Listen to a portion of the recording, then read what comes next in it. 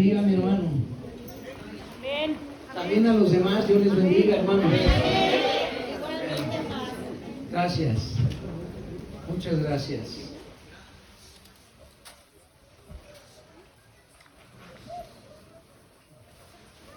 Estaba recordando que hace 3 años se dio un fenómeno social aquí entre nosotros. Mi esposita y yo llegamos hace 3 años. Ajá. Y para ese entonces, cuando llegamos, ya había empezado ese fenómeno social hacía 3 meses, o sea, era muy reciente. Ese fenómeno, ¿a qué me refiero con un fenómeno social? De acuerdo a los aspectos de sociología,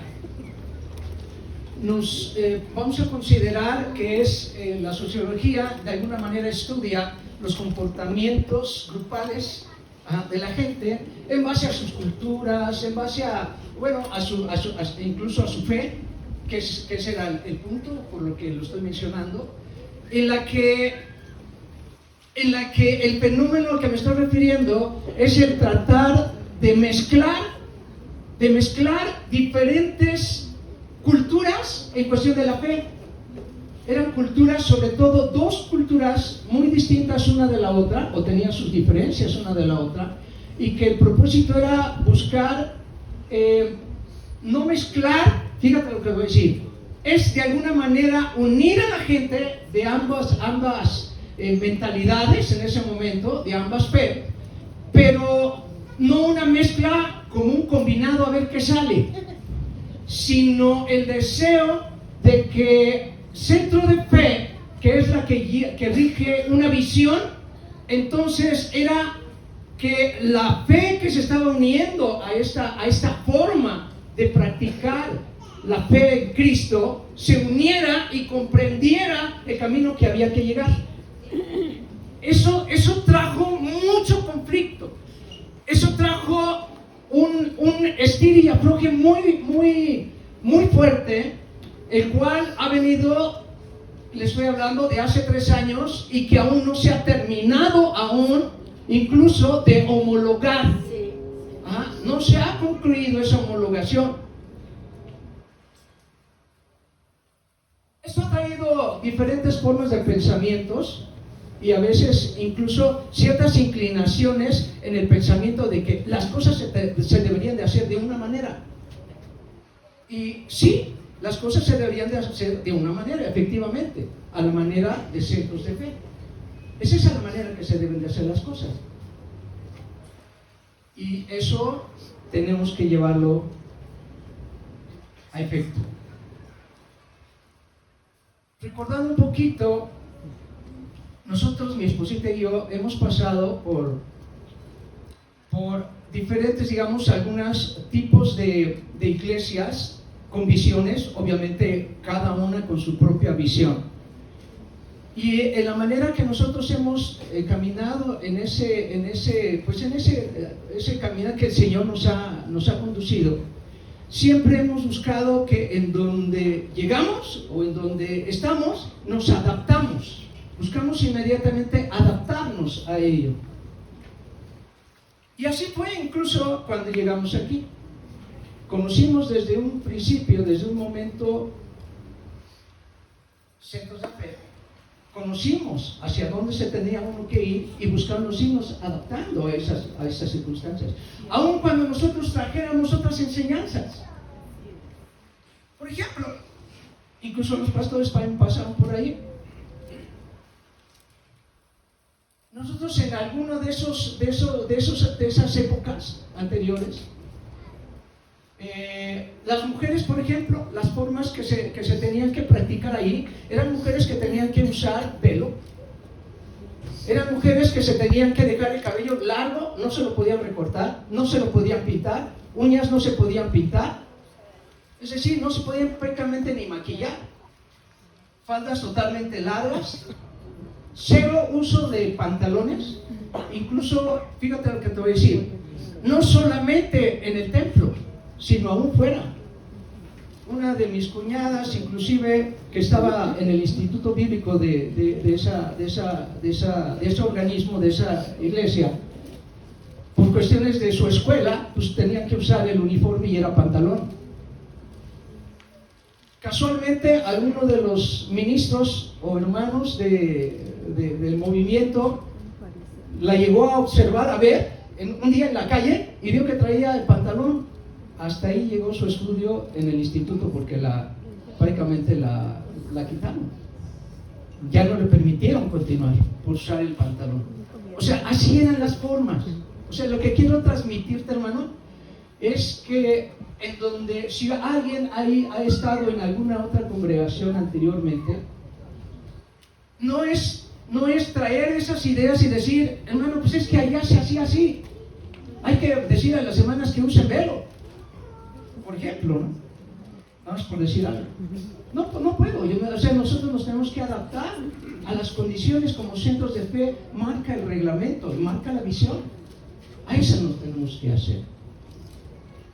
Fíjense que dentro de todo este caminar hubo algunas cosas que Dios nos ha enseñado, no por haber ya aprendido mucho en otros años, digamos, ya sé mucho y ahora me quedo ahí, digamos, ¿no? O incluso como que me presento ante ustedes como una persona que sabe mucho, porque eso me lleva a la soberbia, eso me lleva a no agradar a Dios.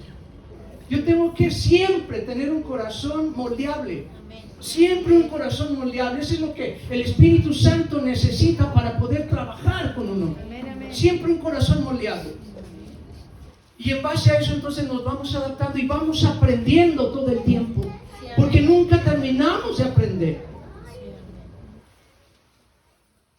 Si bien en el área de administración, para quienes hayan estudiado administración o saben de administración, por ejemplo, sabremos cómo se maneja la cuestión de un organigrama de manera jerárquica. Cuando hemos caminado estos 3 años aquí junto con ustedes, he aprendido cosas que nunca las había yo visto en los 50 años, ya hoy ya 52 años de conocer al Señor. Nunca los había yo visto más que aquí. Y entonces yo me hacía preguntas y todo, pero igual yo le pedía a Dios dirección para entender y comprender y adaptarme a ello. Y es que dentro de un organigrama, dentro del centro de fe, ahora Sendero, hay un organigrama imaginario en la vida práctica aquí de la iglesia, en donde se ve un consejo, pero ese consejo que encabeza la iglesia, digamos, está presidido por la familia pastoral. Y muchos de ustedes mismos le han dado ese crédito a esa manera de organización en la que se está dando, porque incluso cuando ustedes se expresan a través de los medios de comunicación que tenemos como WhatsApp, siempre se manifiestan sobre la familia pastoral. Siempre es una expresión. De ello se desprende lo siguiente, que hay un encabezamiento de la iglesia a través de esta manera de practicar el trabajo o la administración de trabajo de toda la iglesia. Y hemos entendido algo. Yo lo he entendido bíblicamente. Sí, por supuesto que hay una familia pastoral que nosotros la amamos, la respetamos y las bendecimos. Y que como familia los observamos y los admiramos incluso. Pero también por encima, poquito y ligero tal vez encima de ello, ¿verdad?, están nuestros pastores. Y allí se encuentran, pero son 2 pastores. Es el pastor y la pastora. Están allí. ¿A qué quiero referir? Organizacionalmente diríamos, uno es el que tiene que estar al frente, no los 2, no pueden estar. Porque dentro de lo que es la administración, nosotros sabemos que eso, en términos de empresas, diríamos, es un monstruo. el que haya dos cabezas. Pero cuando nosotros hemos venido practicando y hemos visto la palabra, tendríamos que ir incluso a los comienzos de la Escritura, en donde está Génesis, y hablamos de Génesis 2, versículo 24, y nos enseña perfectamente, hermano, nos enseña perfectamente que el hombre ideal se compone del hombre y la mujer, es decir, de la unidad del matrimonio, porque uno del otro son complemento. Y entonces lo que yo he observado dentro del trabajo que venimos realizando aquí en la iglesia, en esta iglesia, es que eso se ha dado como algo ideal, la manera en que se trabaja.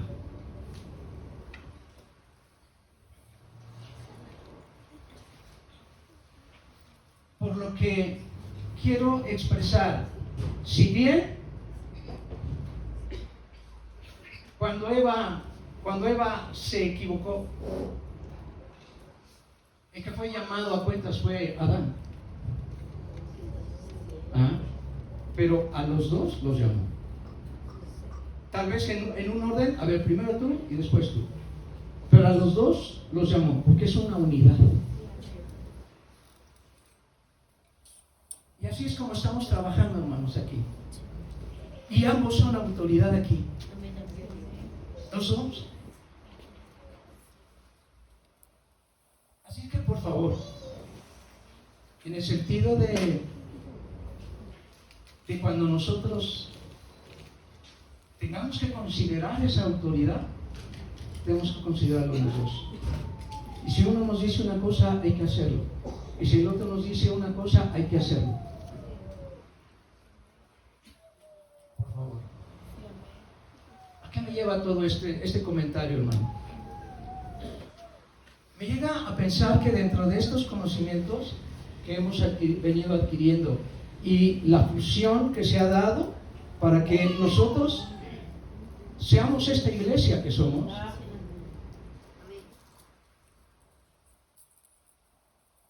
hay situaciones en las que esta adaptación que hemos llevado a cabo,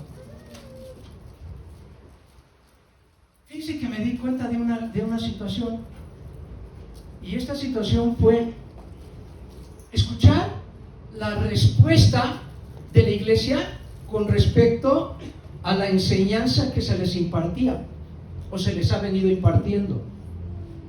Y ustedes, refiriendo un poquito tal vez a uno de las partes que componía la iglesia antigua o primera, ustedes habían sido educados con una doctrina en la que gustaban de las cosas sobrenaturales. Gustaban mucho de esas cosas. Déjenme decirles, esto bíblicamente lo podríamos interpretar, gustaban de la carne, de las cosas sólidas, gustaban de ello. Pero algunas de las cosas mismas que practicaban, o ustedes observaban, o eran enseñados, no eran como la Escritura la enseña. Cuando inició todo este proceso, la cabeza de los centros de fe dijo: lo que hay que enseñar y lo que hay que practicar con toda la iglesia es el amor. Ahí es en donde vamos a ir ministrándoles en amor, y la enseñanza en el amor del Señor. Es decir, teníamos que irnos en las cosas más básicas, más elementales de la fe. Algunos se cansaron porque decían, como que sentimos que nos están dando lechita. Pero la cuestión era de esto, que cuando empezamos a avanzar, me di cuenta que la lechita no la conocían. Quienes habían comido pura carne, no conocían la lechita. Y la leche es la que fortalece, la leche es la que te calcifica, la que te pone fuerte. y no había tal cosa. De tal manera que incluso cuando se les preguntó, yo les pregunté, a varios les llegué a preguntar, acerca de una palabra básica y elemental. ¿Qué es la salvación? No la podían contestar. No la pudieron contestar. Y quienes la llegaron a contestar, la contestaban como concepto, como una definición de un concepto. Y nada más. No lo expresaban como una experiencia real que habían tenido. Entonces, las cosas ya no estaban ajustando.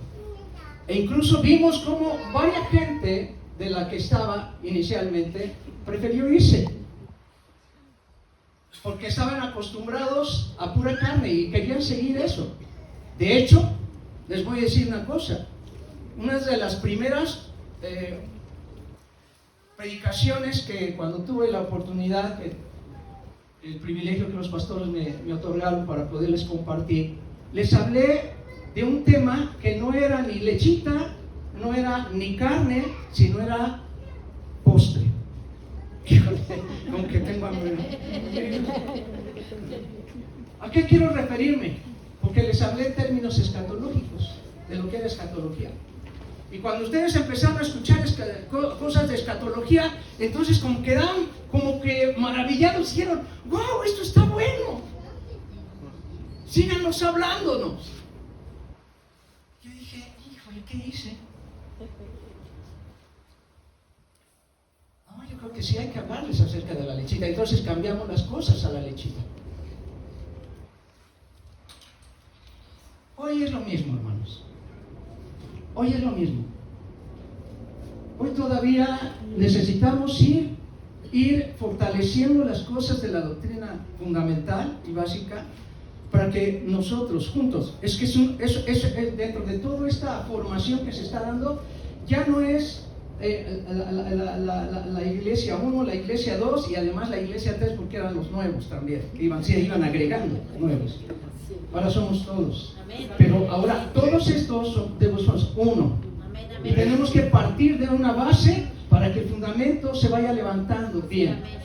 Porque además, y quiero con toda franqueza decírselos, la carnita, quienes comían carnita, era una carnita a veces podrida. Y se los voy a decir por qué. Hubo quien incluso llegó a expresar, a mí me lo llegó a expresar. ¿Qué cree, pastor? Yo quiero confesar algo que a mí me tocó vivir. Y se lo comento porque yo lo vi. Y que fue de alguna manera como accidente. Porque yo no tenía que estar en ese lugar. Pero estuve allí. Y entonces me di cuenta que en un momento, antiguamente, antes de que ustedes vinieran, me tocó ver cómo tomaban polvo dorado y mientras los hermanos estaban orando y todo, era levantado con ventiladores y entonces era esparcido el polvo dorado. Y entonces cuando los hermanos les levantaban y dejaban de estar orando y abrían sus ojos, lo que se percibía era la lluvia de oro. Qué cosa tan más tremenda. ¿Sabes ese polvito dorado? En la iglesia que yo precedía me la vaciaron por ese polvito dorado. Porque hubo una persona que se atrevió a prometer. Decía que en su iglesia había lluvia de polvo dorado. Y entonces a la iglesia, el día que yo no pude estar, porque nosotros cerrábamos los 2 últimos domingos del año, no teníamos servicio, pues esta persona aprovechó para reunir a la iglesia y hablarles acerca de eso. Y cómo esta persona incluso le había ido muy bien y se hizo de una camioneta. Eso impactó a la gente y decidieron irse con ella. Lo que es hacer las cosas y seguir las cosas torcidas, hermano. No es conveniente. Por eso, iniciar y hacer las cosas con una base bíblica nos fortalece y nos permite hacer las cosas como es debido, y todo aquello que estaba desviado, hermano, se va corrigiendo y se van viendo las cosas como deben ser. Fueron enseñados acerca de que los dones del Espíritu Santo los podían obtener y que podían equiparse de esos dones del Espíritu Santo cuando los dones del Espíritu Santo le pertenecen a Él. Son de Él. Y un botón, o como dicen, para muestra un botón. Cuando Moisés se paró enfrente del Mar Rojo y el Mar Rojo se abrió, ¿sabes cuál fue la virtud de Moisés? Su obediencia. Porque el Señor le dijo, levanta la vara. Y cuando él levantó la vara, entonces un viento recio empezó a soplar. O sea, no era Moisés haciendo eso, sino él simplemente obedeciendo a la voz de Dios que le dijo, levanta la vara. Y entonces el Espíritu Santo abrió y hizo milagro. A ese es al que se le llama el don de hacer milagros, de los 9 dones que conocemos del Espíritu Santo. Y no le pertenecía a Moisés, porque yo te preguntaría, si le pertenecía a Moisés, ¿cuántos más de ese tipo de milagros hizo? Ninguno más. Por ejemplo, te estoy hablando de cosas, hermano, que no te deben sorprender en cuanto al hombre que los hace. Hay que irnos a los fundamentos bíblicos.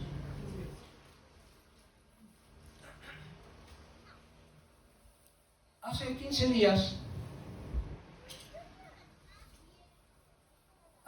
días, nuestro hermano Ramiro impartió un tema que es la salvación e hizo una pregunta. Cuando él estaba terminando su exposición, hermano,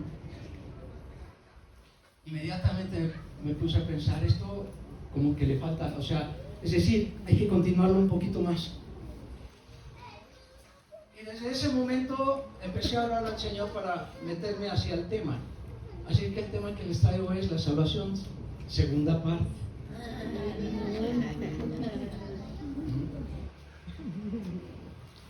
Igual, la pregunta está de alguna manera en el aire. Y la pregunta de ese momento fue, ¿la salvación se pierde? Es tu pregunta, ¿verdad? ¿La salvación se pierde? Bueno, quisiera hablar de algunas cosas con respecto del tema de la salvación.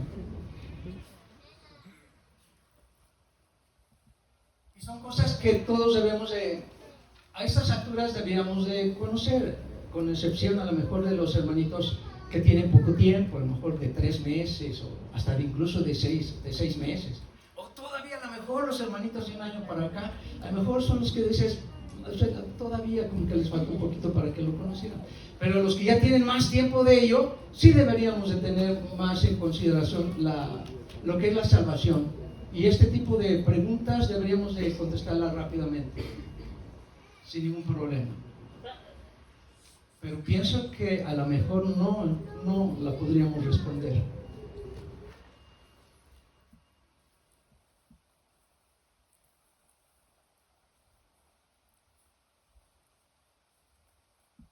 En principio, quiero empezar con esto, algunos de los nombres que tiene el Padre, algunos de los nombres que tiene el Hijo. Preferentemente, aún podríamos hablar de los nombres que tiene el Espíritu Santo, como por ejemplo, alguno de los nombres del Espíritu Santo es el Espíritu de Cristo, ¿no? Alguno de los nombres del Padre, el que normalmente practicamos es Jehová. Pero también sabes que uno de los nombres de Jesús es Jehová. Vamos a ir viendo algunas cosas. quiero preguntarte, quien quiera responderla con toda libertad lo puede hacer. ¿A quién conoces tú como el Redentor?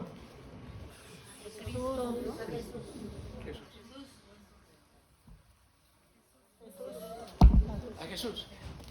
¿Sabes que el nombre de Redentor no aparece para nada en el Nuevo Testamento? Solamente en el Antiguo. Y el nombre del Redentor se le atribuye a Jehová.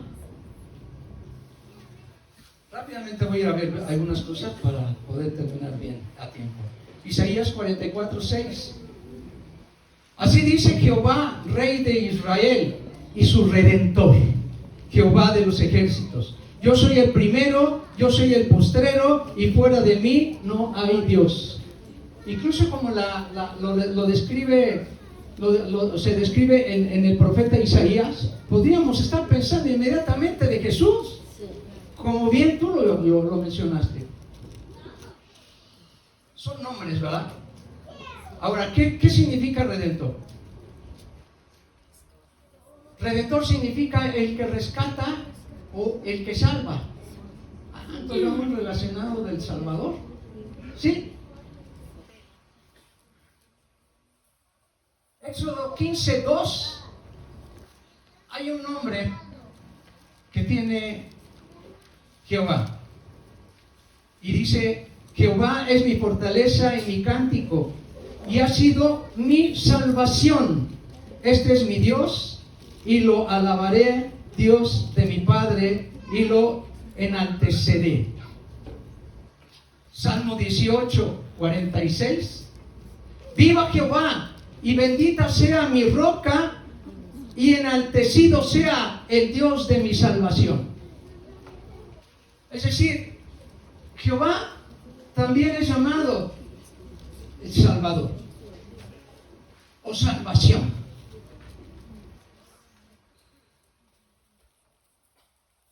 ¿Quién es salvación? Jehová. Jehová. Perfecto. Lucas 2:11. Que os ha nacido hoy en la ciudad de David un Salvador, que es Cristo el Señor.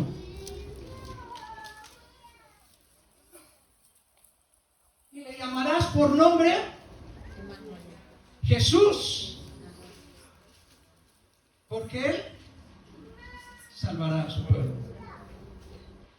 Jesús significa salvación, Salvador o salvación también. Es decir, estamos hablando de salvación. ¿Qué es la salvación?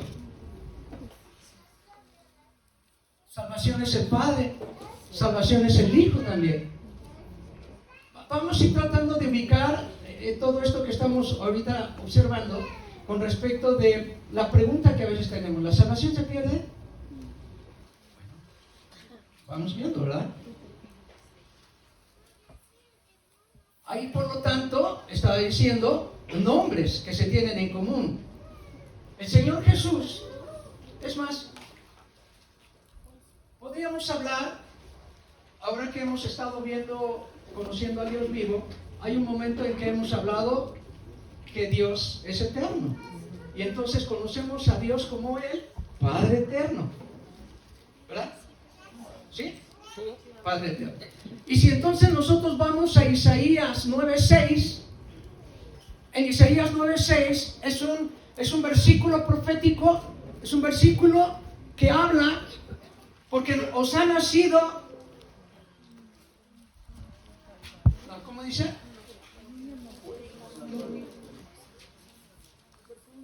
Porque un niño nos es nacido, hijo nos es dado, y el principado sobre su hombro, y llamará su nombre. ¿De quién me está hablando? Porque un niño es nacido. De Jesús. Y llamará su nombre admirable, consejero, Dios fuerte. ¿Cómo? Padre eterno. Pero es Jesús. Pero también es Padre eterno. ¿Qué vamos viendo? Y entonces incluso en alguna ocasión el Señor Jesús expresó: tanto tiempo hace que estoy con vosotros y no has conocido, Felipe, El que me ha visto a mí, ha visto al Padre. ¿Cómo pues decís tú, muéstranos al Padre? Yo y el Padre uno somos. ¿Vamos viendo? Entonces, la salvación, estamos hablando que radica en ellos. Ajá, la salvación. En ese sentido decimos, ¿se pierde la salvación? Por supuesto que no. Porque ellos son la salvación. Amén, amén, amén. ¿Okay? Vamos a ir rápidamente.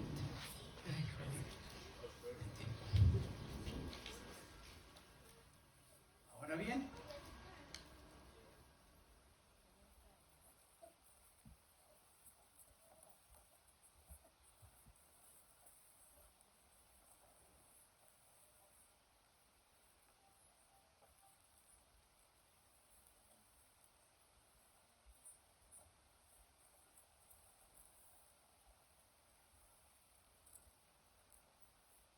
Primera de Pedro 1:9.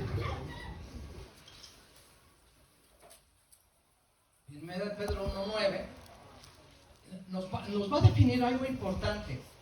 El motivo por el que estamos nosotros aquí. El motivo por el que estamos nosotros aquí. Porque dice que el fin o el propósito de nuestra fe es la que nos hace estar aquí. Porque nosotros venimos a buscar a Dios, al cual no vemos, pero estamos aquí porque creemos que Él está aquí. Entonces, por fe que estamos aquí. Y entonces la Biblia dice que el propósito, el objetivo de esa fe tuya y mía es la salvación de nuestras almas. Entonces, es lo que debíamos estar buscando siempre y tener firme. Por eso la pregunta constante es, si hoy el Señor viniera o te llamara, ¿cuántos se van al cielo?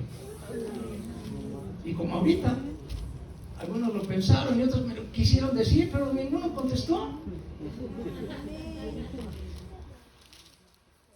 Algunos porque no saben, algunos porque no están ciertos, y otros porque dijeron, yo estoy seguro que es mi salvo, así que estoy bien. Qué bueno. Pero también hay la duda. La salvación. Voy a buscarla, explicarla rápidamente. ¿En qué consiste la salvación? ¿Por qué Dios es nuestra salvación? Jesús es nuestra salvación. Muy rápido. Cuando el hombre fue formado de una manera ideal. Es decir, era el hombre modelo.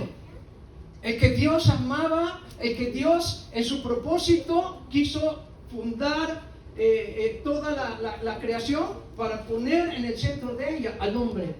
Y cuando me refiero al hombre, es como uno mismo, es decir, al hombre y la mujer. Y los colocó. Y dice la Biblia que el Señor diseñó un huerto muy especial para que en ese huerto Dios se paseara con el hombre y estuviese y fuese compañía. Génesis 3:18, por ahí nos explica que Dios, cuando le llamó a Adán, ¿verdad? Decía, porque Dios se paseaba con ellos. Si se paseaba con ellos, es porque era gente que vivía en santidad. Porque nadie que no es santo puede estar de lado con papá. Y si se paseaba con él, entonces eran santos, porque Dios es santo. Entonces era un hombre modelo, ideal.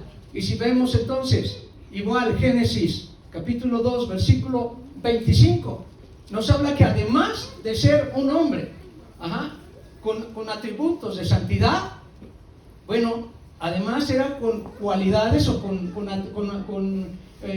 virtudes que tenía, virtudes que moralmente estaban perfectas.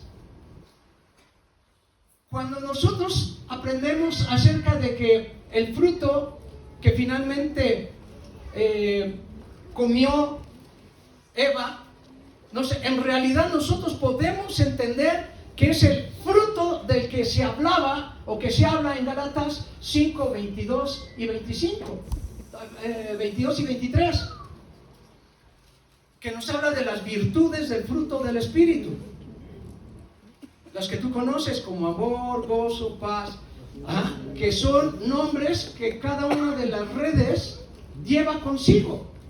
Ajá. Ok, entonces esto nos puede identificar un poquito más con ello. Cuando Eva empezó a fallar, lo primero en lo que falló fue en una de esas virtudes, que fue la fe. Dejó de creerle a papá y prefirió creerle a la serpiente. La fe falló, entonces torció. Inmediatamente lo que hizo fue que cuando la mujer vio el fruto, lo codició.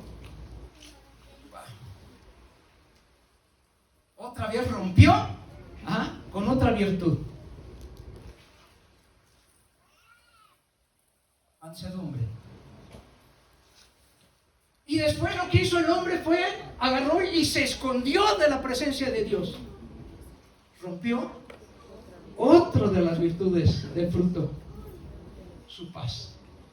Hoy tenía que esconderse porque no se sentía seguro. Se avergonzaba de sí mismo. O sea, ¿cómo fue que quebró?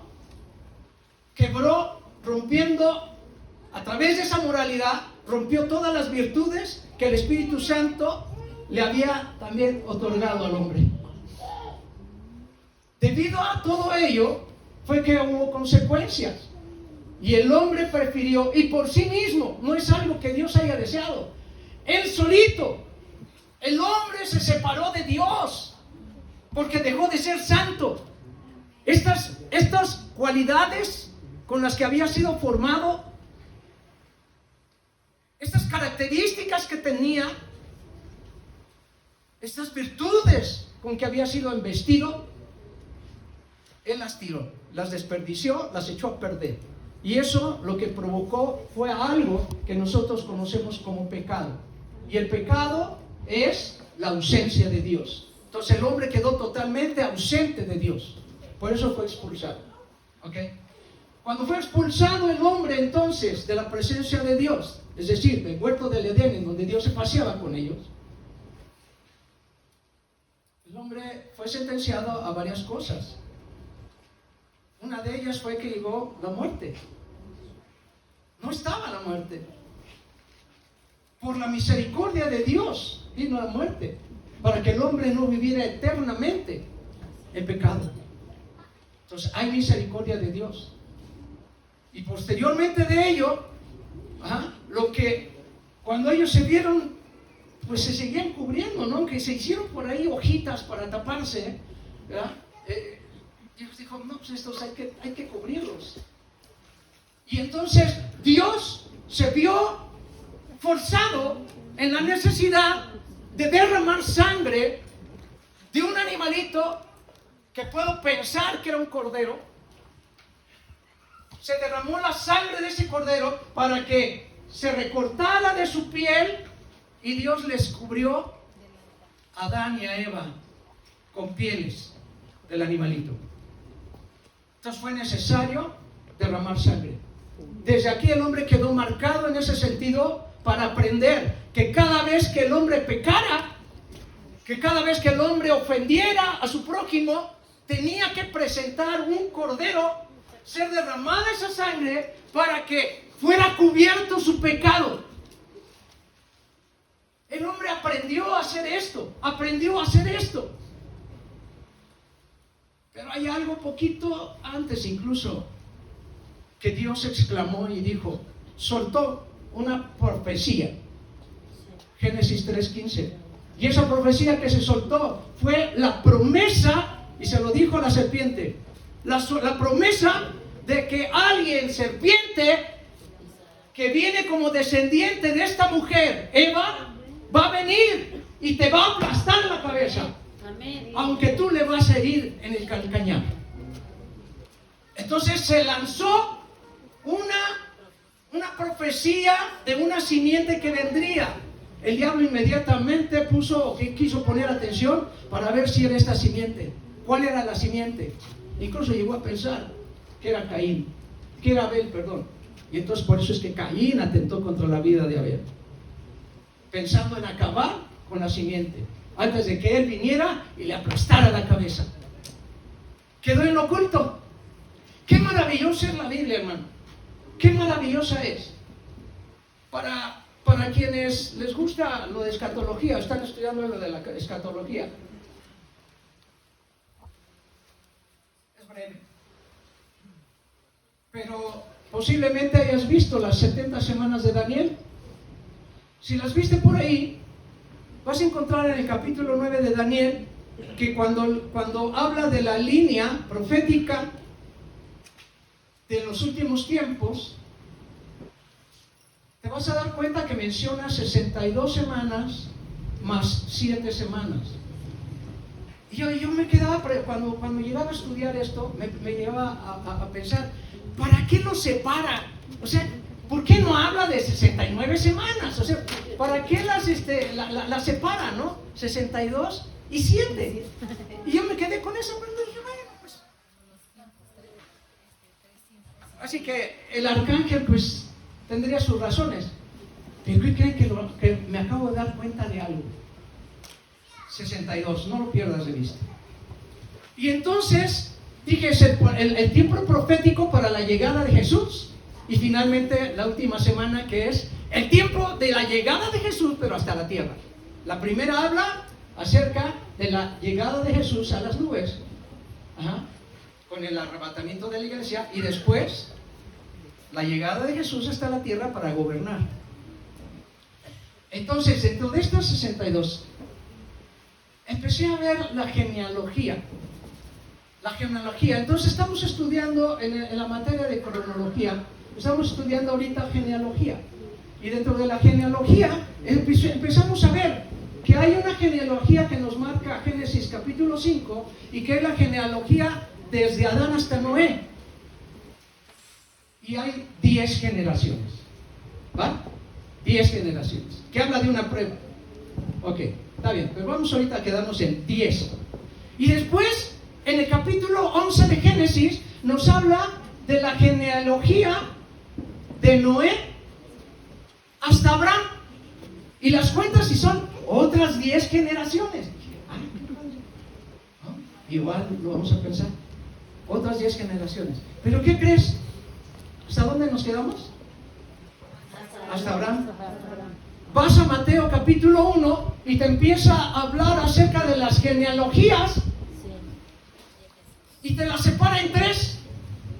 El capítulo 1 te habla primero, esta es la genealogía de Abraham hasta David, y cuenta 14 generaciones. Y después te dice, y estas son las generaciones desde David hasta la deportación de Babilonia. Y te cuenta, y son otras 14 generaciones. Y finalmente te dice, y estas son las generaciones, o la genealogía, desde la deportación de Babilonia hasta Cristo. Y cuenta si son otras 14 generaciones. Y si tú sumas las 14 más las 14 más las 14, son 42. Y si sumas las otras 20, son las 62. Las cuales hablan desde el principio y hasta Cristo. Y apuntan precisamente a las 62 semanas de Daniel. 62 semanas. Ahora hay algo bien bonito en esto de las genealogías. Y lo bonito de ello es de que cuando tú lees las genealogías últimas que menciona, o sea, las que son desde la deportación de Babilonia, te menciona hasta Jesús. Y las cuentas, y no son 14, son 13. Pero después de esas 13, menciona a Jesús, dice el Cristo. O sea, menciona en una parte Jesús y después le anexa, Él es el Cristo. Pero sucede que Cristo es la cabeza y la iglesia es el cuerpo. En donde entonces la escritura no está mal. Son 14 generaciones, pero la generación 14 es la iglesia. Nosotros estamos incluidos dentro de esa genealogía. Formamos parte de la historia bíblica, hermano. Y nosotros estamos escribiendo todo ello. Posiblemente digas, pues entonces estamos escribiendo a partir de Hechos 28, 29. Pues sí, tal vez. Pero somos esa generación, la generación 42. Es bien bonito verlo y saber que todo esto, el centro de todo ello, es Jesucristo. Amén. Todo ello es Jesús.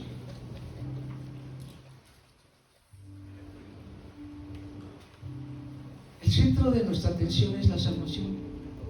Ahora, dice Hebreos capítulo 2, versículo 1. Por tanto, es necesario que con más diligencia atendamos a las cosas que hemos oído, no sea que nos deslicemos.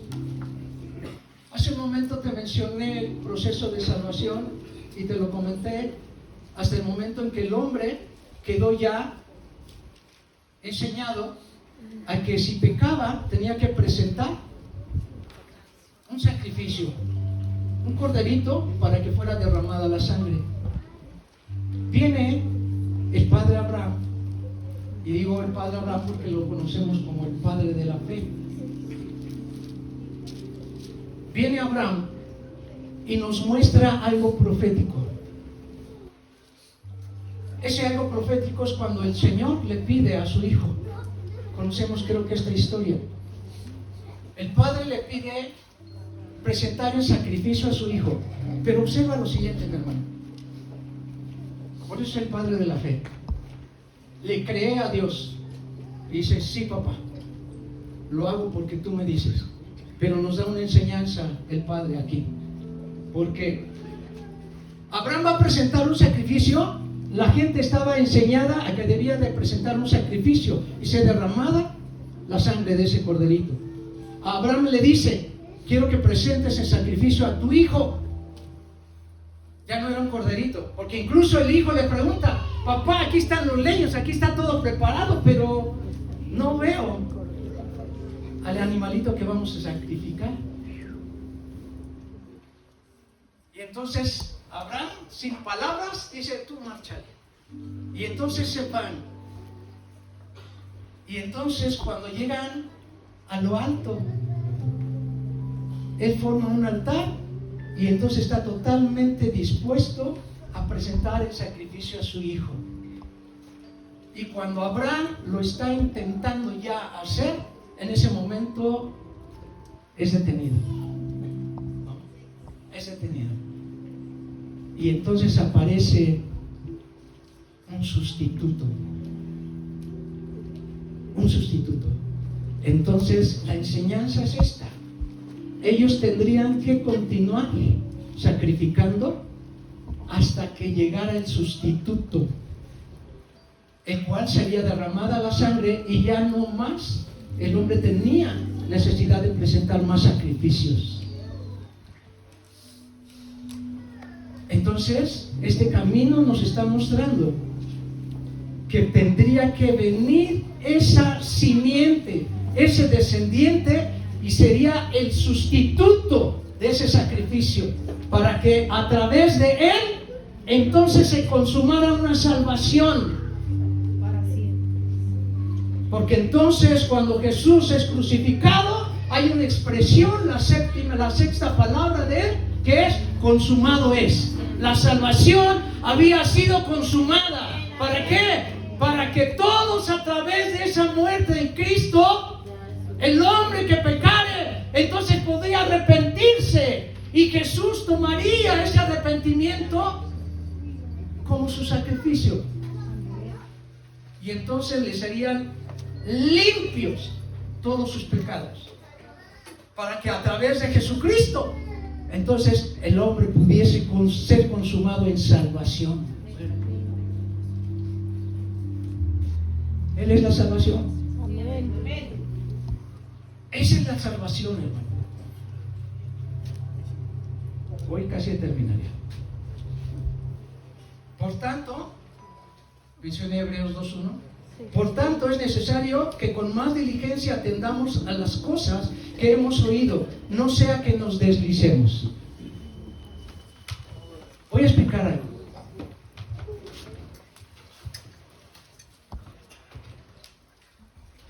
Le voy a pedir a dos jóvenes que me ayuden, por favor. A ver, vente, Manuel, sé que siempre es el primero. Venga, Manuel. Gracias, Manuel. ¿Otro? ¿Alguien más? ¿Quién quiere?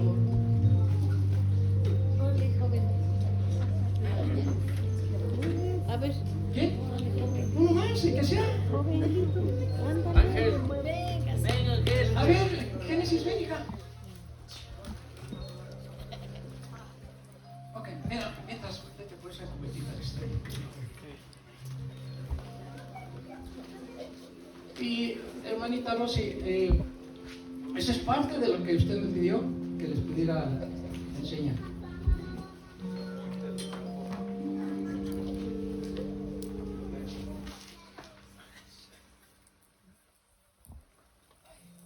Vamos a ocupar esta ahorita.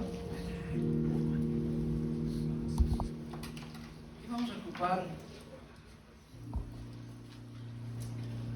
que por cierto, este es el aceite que uso para cuando hay que ungir. Yo quedé maravillado el día que hicimos la dedicación del aceite de oliva, porque este es el que yo uso. Y los hermanitos trajeron como de a 5 litros. Y esto me dura mucho más de un año. Yo no sé qué van a hacer con su aceite. Hacer de comer. Bueno. Ok. Bueno, este es para que no se riegue mucho de agua. Mira, tú vas a estar de este lado.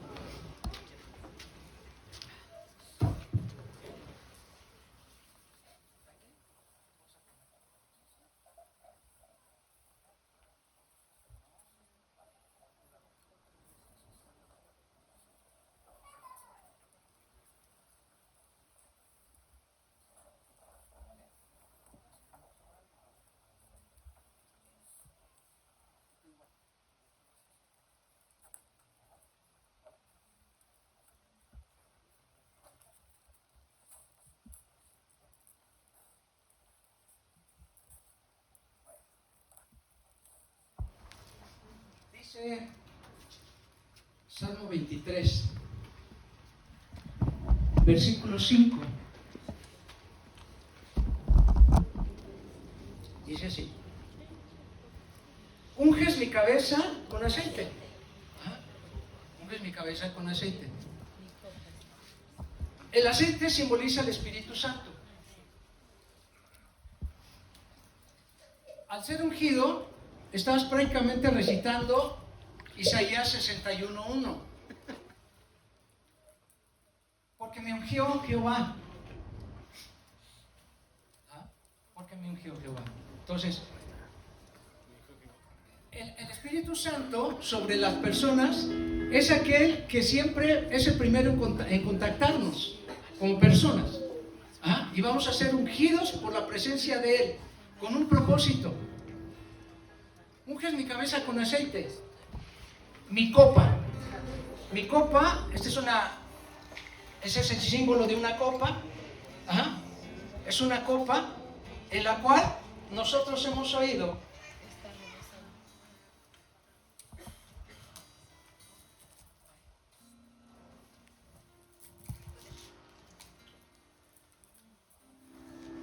Y mi copa, ¿cuál fue el primer milagro del Señor Jesús? El agua. Convertir el agua en vino. Es decir, la copa generalmente era utilizada para el vino. ¿Ok? ¿Y qué simboliza el vino? La sangre de Cristo. ¿Ok? Entonces, el Espíritu Santo es el que me trae y me presenta a Jesús. Jesús, cuando yo abro mi corazón, entonces lo que Él hace es que limpia con su sangre preciosa, limpia todo mi corazón, que es mi copa. Y entonces Él empieza a sustituir lo que había allí por su sangre. Júntalas, que no se vayan. No se vayan. Júntalas. Hazles caso ahorita. Que no se vayan. No, caso. Que no se vaya. Así. Que no se vaya el agua. Que no se vaya. A ver. Ciérrala. Ok. Si no, no va a Mi rebosar. copa está rebosando. En esta no rebosa. ¿Ok? Bueno, no está rebosando. A ver, cambiémosla. Ponla abajito. Ponla abajito. Así. Mi copa está rebosando. Ok, entonces hasta que ya es llena, se derrama. ¿Ah? Porque entonces está rebosando cuando se derrama. Y nosotros la mantenemos así. Nuestra tarea, hermano, es, como dijo Pablo, somos heraldos. Somos heraldos para muchos. Es decir, es derramada mi copa y cuando es desbordada, otros alcanzan. Otros alcanzan. Entonces es derramada. Pero él dice, caray, no sea que yo siendo heraldo para otros, Pierda. No alcance. a ver, pierda yo mi lugar. Pierda yo mi lugar. Otra vez, ponlo así. Es decir, yo tengo una misión como persona. Cuidar lo que yo tengo aquí. Está bien que sea desbordado para poder alcanzar a otros, pero yo debo mantener el cuidado de esta salvación que ha costado a este precio de sangre. Porque ¿qué es lo que pasa? No se ve. Cuando he leído a Pablo que dice, por tanto, es necesario que con más diligencia, es decir, con más prontitud, atendamos las cosas que hemos oído. Y estas cosas que se han oído, dice, ¿cómo escaparemos nosotros si descuidamos una salvación tan grande, la cual, habiendo sido anunciado primeramente por el Señor, nos fue confirmada por los que oyeron? Por tanto, es necesario que con más diligencia atendamos a las cosas que hemos oído. O sea, la salvación. No sea que nos deslicemos. La palabra deslicemos es la palabra griega para rueo, que quiere decir escurrir. Quiere decir que se escape de las manos, evitar que se escape de las manos. Así es que cuando la palabra en Pablo dice que debemos de cuidar que no se deslice, lo que estamos oyendo es que debemos cuidar.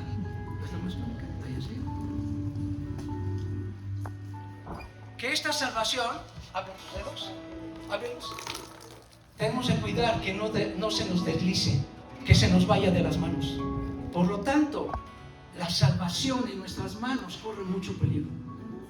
Y es el cuidado que tenemos que tener. ¿Por qué? Porque si bien la salvación no se pierde porque es Él, para nosotros los gentiles, se va a ir cuando Él venga por su iglesia. Hasta ahí está la salvación. La oportunidad está hasta allí. Para los judíos, hasta que Cristo entonces venga y pise aquí en tierra. Así es que nuestro deber, hermano, la salvación se pierde si la podemos perder, si se va de nuestras manos. Y tal vez haya otras manos ahí, y entonces, como dijo Pablo, no sea que, pues yo fui heraldo para otros, y entonces quedó en otros y no en ti. Y ese es el cuidado. Gracias. Muchas gracias.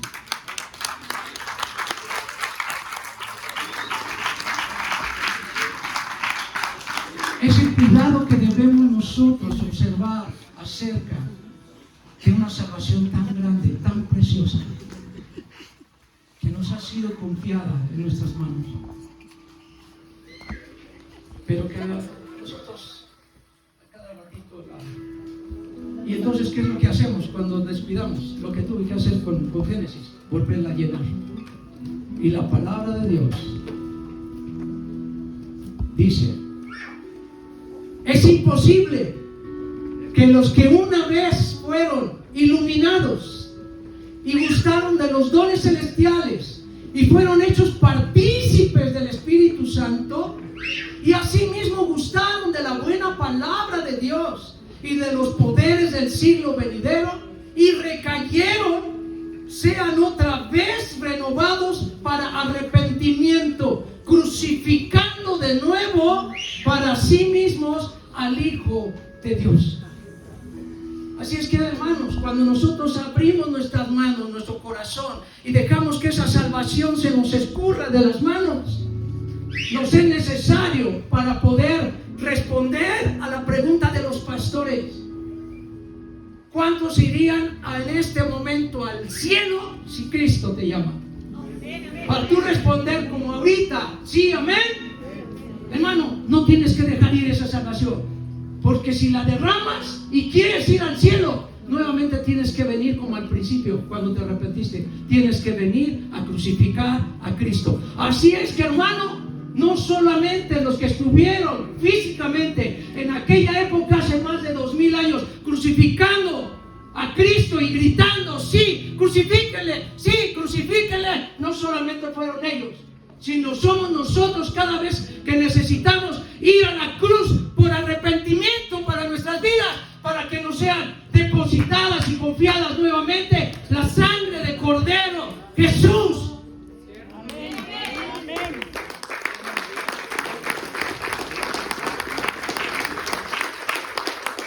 Por nuestra culpa, sí podríamos estar desperdiciando esta salvación tan grande. Cuidemos de ella. Cuidemos de ella, hermano. Ese momento de comunión con Dios, ese momento de que nuestras copas estén rebosando, hermano, es un momento que nosotros también lo llevamos a la práctica a través de la participación de la Santa Cena, y en donde renovamos nuestros votos con Él para nuestra fe. Y por eso, hermano, se insiste, pero a veces tomamos las cosas muy a la ligera y no con temor y con temblor como debiese ser, aunque escuchamos las amonestaciones de que si estamos participando de la Santa Cena, por ejemplo, indignamente, se nos dice ahí muy claramente: juicio comemos para nosotros mismos y seremos acusados de la sangre del justo. Eso está tremendo, porque entonces, si en esas condiciones te encuentras, hermano, créeme que si el Señor te llama, llame más. Tu destino es el Hades. O si quieres, te digo, tu destino es el Seol. O si quieres, te digo, tu destino es el infierno, que es lo mismo, las tres cosas. No hay más. Yo creo que dice ese Salmo 23: unges mi cabeza con aceite, mi copa está rebosando. Y después, ¿qué sigue? Ciertamente el bien. ¿Tú quieres que te vaya bien, verdad? ¿Quieres disfrutar de toda la bendición de bienes que el Señor tiene para ti? Ya sabes qué es lo que tienes que cuidar.